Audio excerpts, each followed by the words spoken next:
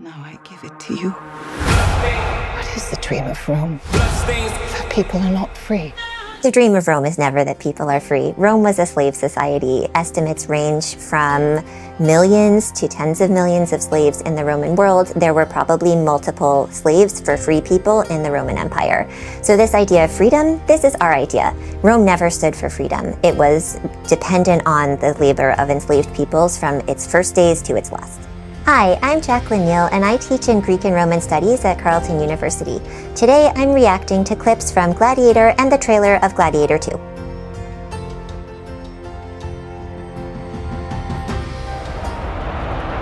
The greatest temple Rome ever built. So this is really interesting because they redid the triumphal entry scene from Gladiator I, and that imitation is itself an imitation of Leni Riefenstahl's The Triumph of the Will, which is a Nazi propaganda film. So from the beginning, we're getting a setup here of the Roman Empire as connected to the dictatorial empires of the 20th century. There are victories yet still to come. The two young princes, Gaeta and Caracalla, are portrayed as white, while Denzel Washington, who is black, portrays Maximus. Both Caracalla and Gaeta and Maximus were of African origin, North Africa, and in real life they probably would have looked much more similar to each other than they're portrayed on screen. This feeds into a general racial problem that we see in most Roman world movies, where the people who are not in charge are people of color. But actually, in the Roman Empire, particularly at this period, we see that people of color were pretty common throughout the Roman Empire, and they did have roles that were pretty important throughout Rome. In particular, at this period, we have a whole empire, an imperial family that's descended from North Africa on one side and Syria on the other. So certainly the rulers in Rome at this stage are people we would consider brown. It is very catchy.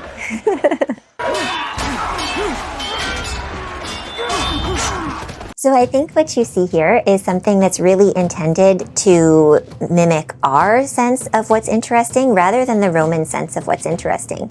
What we know about gladiatorial games is that gladiators were highly prepared fighters, and the joy of a gladiatorial game wasn't watching them get struck down or bleed, but was watching them engage in military activities that helped Romans interact with the military world, particularly in the empire, in a time that was largely peaceful, when most people wouldn't actually have any interaction with the military world. But militarism was a huge part of Roman identity, so this was a way for Romans to get a little bit of military, but not too much. And in order to do that, what they really wanted to see was trained fighters interacting with each other in a way that boosted morale among the viewers. And so you didn't really want your gladiators to die.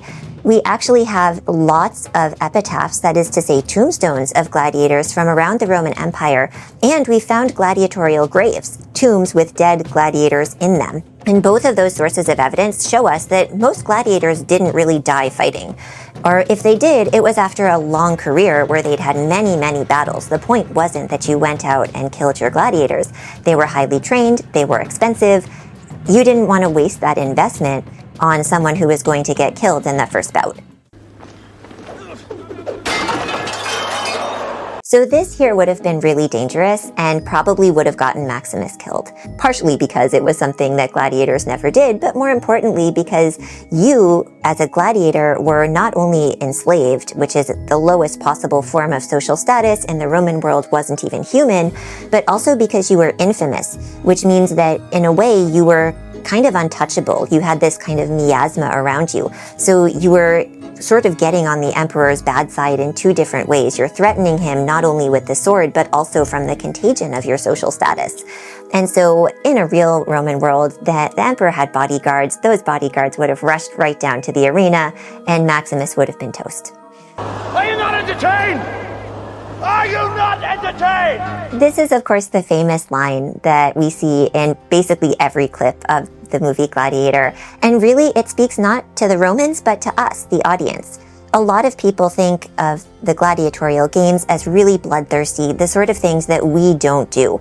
But that's really not true. If you are a hockey fan and watch the fights, if you're a football fan and watch the tackles, if you like mixed martial arts, if you like boxing, if you like wrestling, you're exactly like the Romans. The Romans went to the arena to watch highly trained performers performing military activities in a controlled setting. And so exactly the way that we're entertained by our bloodthirsty sports, that's the way that the Romans were entertained by the gladiatorial fights.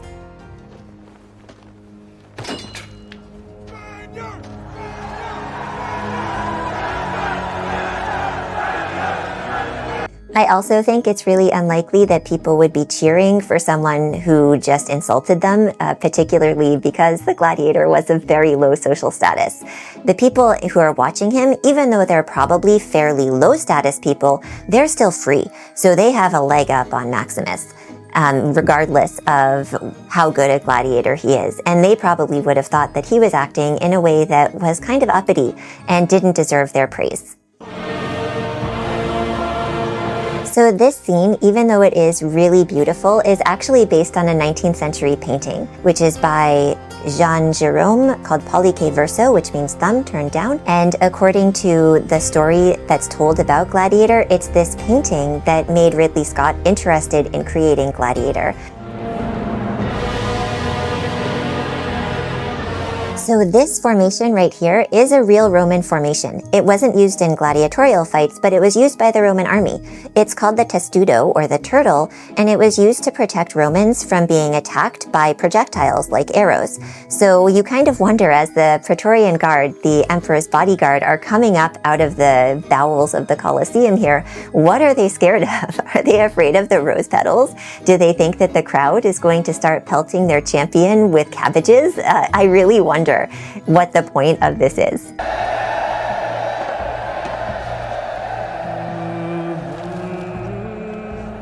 Before every major fight in the movie, Maximus picks up a handful of dirt and kind of goes like this between his fingers. So according to some of the writers, Maximus picks up his handful of dirt because he's going to kick ass, which makes him kind of like a Greek monster named Antares, who could never be defeated as long as he had at least one limb touching the ground. He was eventually defeated by Hercules. Other writers claimed, and this is Ridley Scott's interpretation, that Maximus holds the dirt because he's a farmer and wants to be able to smell the place where he's going to die.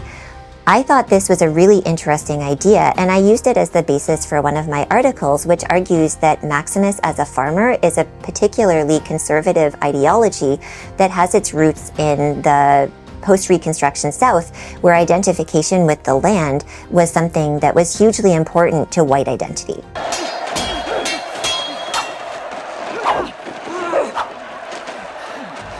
So the real Commodus historically did fight in the arena.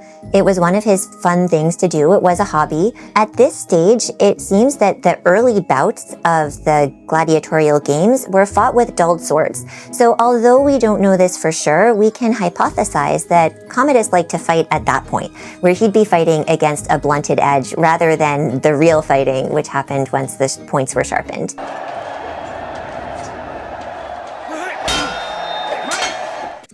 Just because we get a good shot of Russell Crowe's bulging biceps there. Some of the studies that have been done on gladiatorial bodies have found that they ate a diet of primarily barley, and scholars hypothesize that they were eating so much carbs because they needed a layer of fat to protect their internal organs.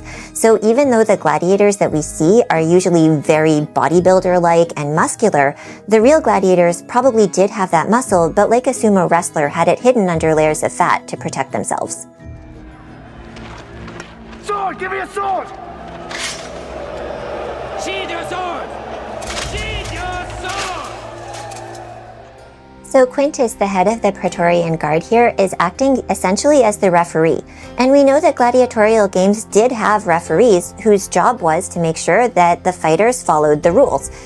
This was called the law of the game. So gladiators did have rules that they had to abide by, and that may have played a role into whether or not a wounded gladiator would be allowed to leave the field or whether he would be killed.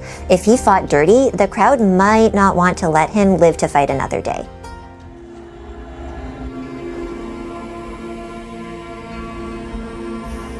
interestingly, this scene where Maximus goes home is usually understood as a kind of heaven. At the end of the movie, Maximus dies, he goes to the underworld, he's reunited with his wife and his son, and it seems like this is our afterlife. So in real Rome, Christian writers associated gladiators with kind of the opposite of heaven. Gladiators, in Christian perspectives, were seen as indulgent, luxurious, making Christian people think all the wrong things about the way that you should behave in life. But modern scholars have seen gladiators as exactly the opposite, that gladiators were, in a sense, resurrected because they were condemned, they were infamous, they had this very low stature, and by fighting well, they could redeem themselves and re-enter society. So because of this journey from the lowest part of human existence to potentially a normal plane of human existence, they were seen as kind of reborn through fighting. And it might have been this that made Christians in particular extremely suspicious of gladiatorial fights, because it went against Christian ideology. According to the Christians, you had to wait until you were dead before you could achieve heaven, but according to the Romans, you could do it by fighting. And that might be one of the reasons why free people would actually sell themselves into slavery in order to become a gladiator and attempt to gain this reborn status. So while Maximus has to do it the Christian way, he could have done it the Roman way.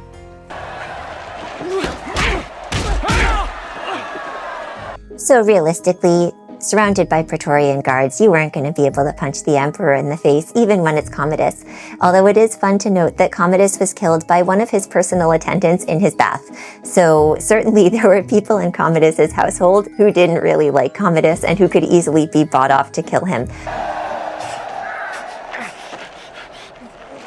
A lot of the iconography of gladiators that we have shows them with their neck offered up for slaughter eventually, so that if you were defeated, you would have a sword put here.